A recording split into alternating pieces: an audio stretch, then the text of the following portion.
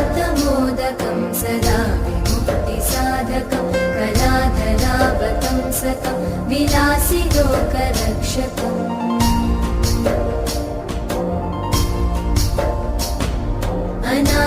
अनायकैकनायकं विनाशिते भदैत्यकं नताशुभाशुनाशकं नमामि तं विनायकम्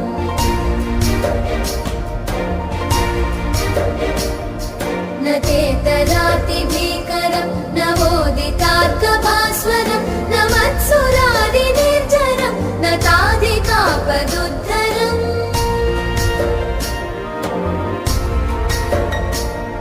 सुरेश्वरं निधीश्वरं गजेश्वरं गणेश्वरं महेश्वरं तमाश्रये परात्परं निरन्तरम्